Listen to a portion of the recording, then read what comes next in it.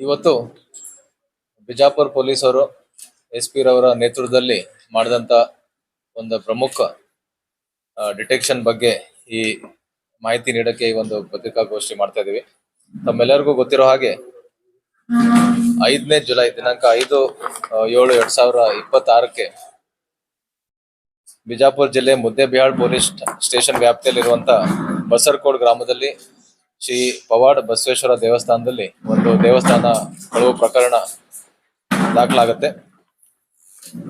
ಈ ಘಟನೆಯಲ್ಲಿ ಕೆಲವು ಆರೋಪಿತರು ಮಧ್ಯರಾತ್ರಿ ವೇಳೆಯಲ್ಲಿ ದೇವಸ್ಥಾನಕ್ಕೆ ಪ್ರವೇಶ ಮಾಡಿ ದೇವಸ್ಥಾನದ ಗರ್ಭಗುಡಿ ಹೊರಗಡೆ ಹೋಗ್ಬಿಟ್ಟು ಅಲ್ಲಿದ್ದಂತ ಶ್ರೀ ಪವಾಡ್ ಬಸವೇಶ್ವರ ರವರ ಬೆಳ್ಳಿಯ ಮೂರ್ತಿಯನ್ನ ಕಳ್ಳತನ ಮಾಡ್ಕೊಂಡು ಹೋಗಿರ್ತಾರೆ.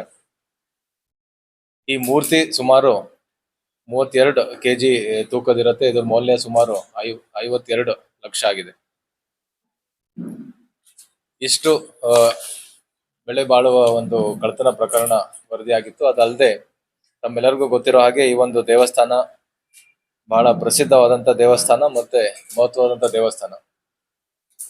ಬಸರಕೋಟ್ ಗ್ರಾಮದಲ್ಲಿ ಹಾಗೂ ಸುತ್ತಮುತ್ತ ಗ್ರಾಮದಿಂದ ಸಾವಿರಾರು ಜನ ಭಕ್ತರು ಈ ದೇವಸ್ಥಾನಕ್ಕೆ ಬಂದು ಹೋಗ್ತಿರ್ತಾರೆ. ಸೊ ಹಾಗಾಗಿ ಈ ಒಂದು ಪ್ರಕರಣವನ್ನ ನಾವು ಬಹಳ ಗಂಭೀರವಾಗಿ ತಗೊಂಡಿದ್ವಿ. ಹಾಗೂ SP ರವರು ಈ ಒಂದು ತನಿಖೆಯನ್ನ ಮುಂದಾಳತ್ವವನ್ನು ಮಾಡಿ ಸುಮಾರು 4 ತಂಡಗಳನ್ನ ಪತ್ತೆ ಕಾರ್ಯ ಮಾಡಕ್ಕೆ 4 ತಂಡಗಳನ್ನ ರಚನೆ ಮಾಡಿದ್ರು. ಈ ತಂಡದಲ್ಲಿ ಪ್ರಮುಖವಾಗಿ ಬಸವನ್ ಬಾಗೇವಾಡಿ ಉಪವಿಭಾಗದ DSP ರವರಾದಂತ ಚಂದ್ರಕಾಂತ್ ನಂದರೆಡ್ಡಿ ರವರು, ಮೊಹಮ್ಮದ್ ಫಜುದ್ದೀನ್ CPI ಮುದ್ದೇಬಿಹಾಳ್ ರವರು, ಸಂಜಯ್ ತಿಪ್ಪಾರೆಡ್ಡಿ PSI ಮುದ್ದೇಬಿಹಾಳ್ ಹಾಗೂ RS ಭಂಗಿ PSI ರವರು ಹಾಗೂ ಸುಮಾರು 20 ಜನ ಬೇರೆ ಬೇರೆ ಪೊಲೀಸ್ ಠಾಣೆಯಿಂದ ಪೊಲೀಸ್ ಅಧಿಕಾರಿ ಹಾಗೂ ಸಿಬ್ಬಂದಿಯವರ ಒಂದು ತಂಡವನ್ನ ಮಾಡಿ ಬಹಳಷ್ಟು ಆಳವಾಗಿ ಹಾಗೂ ಬೇರೆ ಬೇರೆ ರೀತಿಯಿಂದ ತನಿಖೆಯನ್ನ ಮಾಡಿ ಪ್ರಕರಣನ ಪತ್ತೆ ಮಾಡಿದ್ದಾರೆ. ಇದರದ್ದು ವಿಶೇಷತೆ ಏನಂತಂದ್ರೆ ಈ ಒಂದು ಪ್ರಕರಣದಲ್ಲಿ ಭಾಗಿಯಾಗಿರುವಂತ ಆರೋಪಿತರು ಸ್ಥಳೀಯ ಆರೋಪಿಯವರು ಆಗಿರಲ್ದೆ ಬೇರೆ ರಾಜ್ಯದ ಆರೋಪಿತರಿದ್ದು ಬಿಜಾಪುರಿಗೆ ಬಂದು ಈ ಒಂದು ಕಳ್ಳತನ ಮಾಡ್ಕೊಂಡು ಹೋಗಿರ್ತಾರೆ.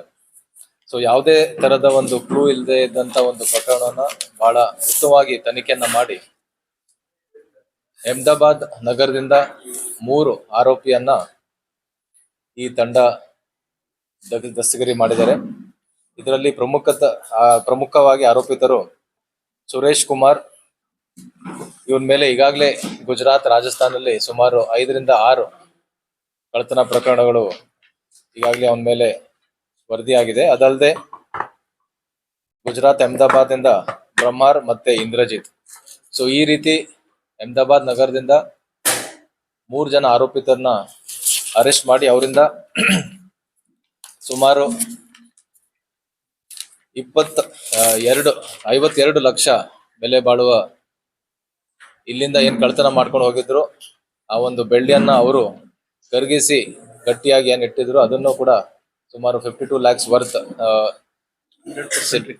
100% ರಿಕವರಿ ಆಗಿದೆ. ಅದಲ್ಲದೆ ಈ ಒಂದು ಕೃತ್ಯಕ್ಕೆ ಉಪಯೋಗ ಮಾಡಿದಂತ 2 ಮೊಬೈಲ್ ಫೋನ್ ಹಾಗೂ 1 ಕಾರ್ ಏನಿದೆ ಹಾಗೂ 2 ಕಬ್ಬಿಣ ರಾಡ್ ಏನಿದೆ ಅದನ್ನು ಕೂಡ ಇವರು ಪತ್ತೆ ಹಚ್ಚಿದ್ದಾರೆ. ಸೊ ಹಾಗಾಗಿ ಈಗಾಗಲೇ ನಾನು ಹೇಳಿದ್ದೀನಿ, ಇದು ಬಹಳ ಉತ್ತಮವಾದಂತ ಒಂದು ಪತ್ತೆ ಕಾರ್ಯ ಇದೆ. ಪ್ರಕರಣ ವರದಿ ಆಗಿ ಅಲ್ಲಿ ನಮ್ಮ ತಂಡ ಹೋಗಿ ಪರಿಶೀಲನೆ ಮಾಡಿದಾಗ ಯಾವುದೇ ತರದ ನಮಗೆ ಕ್ಲೂ ಮೊದಲು ಸಿಕ್ಕಿರ್ಲಿಲ್ಲ. ಆಮೇಲೆ ಇನ್ನೂ ಹೆಚ್ಚಿನ ಒಂದು ತನಿಖೆ ಮಾಡಿ ಏನೇನು ಸಣ್ಣ ಪುಟ್ಟ ಎವಿಡೆನ್ಸಸ್ ಮತ್ತೆ ಸಾಕ್ಷ್ಯಾಧಾರ ಸಿಕ್ತು ಅದರ ಆಧಾರದ ಮೇಲೆ ಅದನ್ನೆಲ್ಲ ಬೆನ್ನತ್ತಿ ಅಹಮದಾಬಾದಿಗೆ ಹೋಗಿ ಸುಮಾರು 10-15 ದಿನ ಅಹಮದಾಬಾದ್ ಅಲ್ಲಿದ್ದು ಯಾರ್ಯಾರು ಸಸ್ಪೆಕ್ಟ್ಸ್ ಇದ್ದಾರೆ ಅವ್ರ ಬಗ್ಗೆ ಎಲ್ಲ ಮಾಹಿತಿಯನ್ನ ಕಲೆ ಹಾಕ್ಬಿಟ್ಟು ಕೊನೆಯದಾಗಿ ಈ 3 ಜನ ಆರೋಪಿಗಳನ್ನ ಅರೆಸ್ಟ್ ಮಾಡೋದ್ರಲ್ಲಿ ಯಶಸ್ವಿಯಾಗಿದ್ದಾರೆ. ಮತ್ತೆ ಅದಲ್ಲದೆ ಇಲ್ಲಿಂದ ಏನು ಸುಮಾರು 32 kg ಬೆಳ್ಳಿ ಕಳ್ಳತನ ಆಗಿತ್ತು ಅದನ್ನು ಕೂಡ 100% ರಿಕವರಿ ಆಗಿದೆ. ಮತ್ತೆ ಸುಮಾರು ಈಗಾಗಲೇ ಹೇಳ್ದಂಗೆ 52 ಲಕ್ಷ ಮೌಲ್ಯದ ಕಳುವಾದ ಮಾಲುಗಳನ್ನ ನಾವು ಜಪ್ತಿ ಮಾಡಿದೀವಿ. ಈಗಾಗಲೇ ಹೇಳಿದೀನಿ, ಇದು ಒಂದು ಬಹಳ ಉತ್ತಮವಾದಂತ ಪತ್ತೆ ಕಾರ್ಯ. ಎಲ್ಲ ಇಲ್ಲಿ ಈ ಒಂದು ತಂಡದಲ್ಲಿದ್ದಂತ ಅಧಿಕಾರಿ ಸಿಬ್ಬಂದಿಯವರಿಗೆ ನನ್ನ ಅಭಿನಂದನೆಗಳು ಹಾಗೂ ಈ ಒಂದು ತಂಡವನ್ನ ಮೇಲ್ವಿಚಾರಣೆ ಮಾಡಿ ನಿರಂತರವಾಗಿ ಈ ತನಿಖೆಯನ್ನ ಮೇಲ್ವಿಚಾರಣೆ ಮಾಡಿದಂತ SP ಅವ್ರಿಗೂ ಕೂಡ ವಿಶೇಷ ನನ್ನ ಅಭಿನಂದನೆ ಹಾಗೂ ಅವರ ಇಡೀ ತಂಡಕ್ಕೂ ಕೂಡ ಅಭಿನಂದನೆಗಳು ಹಾಗೂ ಇಲಾಖೆ ವತಿಯಿಂದ ಅವರಿಗೆ ಸೂಕ್ತವಾದ ಒಂದು ಬಹುಮಾನವನ್ನು ಕೂಡ ನಾವು ನೀಡ್ತೀವಿ. ಧನ್ಯವಾದ. ಈ ಬಸರ್ಕೋಡ್ ಅಪರಾಧ ಪ್ರಕರಣಕ್ಕೆ ಸಂಬಂಧಪಟ್ಟಂತೆ ಈ ಅಪರಾಧಿಗಳು ಜೂನ್ ತಿಂಗಳಲ್ಲಿನೇ ಒಂದು ಸಾರಿ ಬಂದು ಹೋಗಿರ್ತಾರೆ. ಬಂದು ಹೋಗಿ ದೇವಸ್ಥಾನದ ಒಂದು ಸಂಪೂರ್ಣವಾದಂತ ವಿವರವನ್ನ ಮತ್ತೆ ರೆಕ್ಕಿ ಮಾಡಿರ್ತಾರೆ. ಎಂಟ್ರಿ ಹೇಗಿದೆ, ಎಕ್ಸಿಟ್ ಹೇಗಿದೆ, ಮತ್ತೆ ಮೂರ್ತಿ ಹೇಗಿದೆ, ಯಾವ ರೀತಿ ಇಟ್ಟಿದ್ದಾರೆ. ಸೊ ಇವನ್ನೆಲ್ಲವನ್ನ ಕೂಡ ಅವರು ತಿಳ್ಕೊಂಡು ಹೋಗಿರ್ತಾರೆ. ಮತ್ತೆ ಈ ಆರೋಪಿಗೆ ಚಿತ್ರದುರ್ಗದ್ದು ಲಿಂಕ್ ಇರುತ್ತೆ. ಸೊ ಅವನು ಈ ರಸ್ತೆಯಲ್ಲಿ ಹೋಗಿ ಬಂದು ಮಾಡಿದ್ದು ಇದೆ ಮುಂಚೆನೂ ಕೂಡ. ಸೊ ಈ ಹೈವೇ ಮೇಲೆ ಹೋಗಿ ಬಂದು ಮಾಡಿರೋದ್ರಿಂದ ಈ ದೇವಸ್ಥಾನ ಕಳ್ಳತನ ಮಾಡೋದೊಂದು ಹ್ಯಾಬಿಟ್ ಇದೆ. ಯಾಕಂದ್ರೆ ಅವನ ಮೇಲೆ ಒಂದು 5-6 ಕೇಸ್ಗಳು ಈಗಾಗಲೇ ರಾಜಸ್ಥಾನ ಮತ್ತೆ ಗುಜರಾತ್ನಲ್ಲಿ ಆಗಿದಾವೆ. ಆ ಹಿನ್ನೆಲೆಯಲ್ಲಿ ಬಸರ್ಕೋಡಿಗೆ ವಿಸಿಟ್ ಕೊಟ್ಟಾಗ ಈ ಟೆಂಪಲ್ ತಾವು ನೋಡಿದ್ರೆ ಆ ಮೂರ್ತಿಯನ್ನ ಜಸ್ಟ್ ಲಿಫ್ಟ್ ಮಾಡಿ ಇಡೋ ರೀತಿ ಇದೆ. ಸೊ ಅಂದ್ರೆ ಇದು ನಾಟ್ ಫಿಕ್ಸ್ ಮಾಡಿಲ್ಲ ಅದನ್ನ. ಸೊ ನೋಡ್ಕೊಂಡು ಹೋಗಿರ್ತಾರೆ.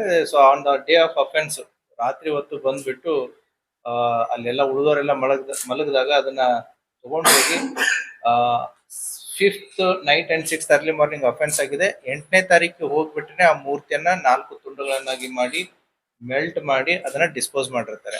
ಯಾಕಂದ್ರೆ ಮೊದಲನೇ ಆರೋಪಿ ಏನಿದಾನೆ ಇವನು ಮುಂಚೆ ಒಂದ್ ಸ್ವಲ್ಪ ಬಂಗಾರದ ಅಂಗಡಿಯಲ್ಲಿ, ಬೆಳ್ಳಿ ಅಂಗಡಿಯಲ್ಲಿ ಕೆಲಸ ಮಾಡಿನೂ ಕೂಡ ಇವನ್ಗೆ ರೂಢಿ ಇರುತ್ತೆ. ತದನಂತರ based upon lot of human efforts, so ಸಾಕಷ್ಟು ತನಿಖೆಯಲ್ಲಿ ಎಫರ್ಟ್ಸ್ ಗಳನ್ನ ಮಾಡಿ ಇವರ ಬಗ್ಗೆ ಸ್ವಲ್ಪ ಮಾಹಿತಿಯನ್ನ ಕಲೆಕ್ಟ್ ಮಾಡಿ ಸುಮಾರು 15 ಡೇಸ್ ಅಹಮದಾಬಾದಲ್ಲೇ ನಮ್ಮ ತನಿಖಾ ತಂಡ ಅಲ್ಲೇ ಇದ್ದು ಈ ಆರೋಪಿಗಳನ್ನ ಪತ್ತೆ ಮಾಡಿ ತಗೊಂಡ್ಬಂದಿದ್ದಾರೆ. ಸೊ ಏನ್ ಡಿಸ್ಪೋಸ್ ಮಾಡಿದ್ರು, ಸೊ ಡಿಸ್ಪೋಸ್ ಮಾಡಿದವ್ರ ಕಡೆ ಅಂದ್ರೆ ಈ ಗಟ್ಟಿ ಬೆಳ್ಳಿ ಸುಮಾರು 23 kg 1 kg ಗಟ್ಟಿ ಬೆಳ್ಳಿ ಇದೆ. ಮತ್ತೆ 4 kg ಕೂಡ ಅದು ಮೂರ್ತಿ ತುಂಡು ಮಾಡಿದಂತ ಬೆಳ್ಳಿನೂ ಕೂಡ ಸಿಕ್ಕಿದೆ. ಸೊ 100% ರಿಕವರಿ ಆಗಿದೆ. ತನಿಖಾ ತಂಡ ಸುಮಾರು 1 ತಿಂಗಳಕ್ಕಿಂತಲೂ ಹೆಚ್ಚು ಇದರಲ್ಲಿ ಶ್ರಮ ವಹಿಸಿ ಇದನ್ನ ಪತ್ತೆ ಮಾಡಿದ್ದಾರೆ ಅಂತ ಬೆಳ್ಳಿ. ಸೊ ಅದಕ್ಕೆ ದೇವಸ್ಥಾನ ಕಮಿಟಿಯವರು ಬಂದಿದ್ದಾರೆ. If I am not wrong 75% purity, but ಈಗ ನಮ್ 23 kg ಇದೆ, ಇಟ್ ಇಸ್ 99% ಪ್ಯೂರಿಟಿ ಇದೆ. ಸೊ ಹಾಗಾಗಿ ಖರೀದಿಸಿ ಕೊಟ್ಟಾದ್ಮೇಲೆ then the recovery is like ಅವ್ರು ಎಷ್ಟು ಅವ್ರಿಗೆ ಬಂದಿರುತ್ತೆ ಅದನ್ನ ಕೊಡ್ತಾರೆ. So on the purity wise it is 100% recovery ಆಗಿದೆ.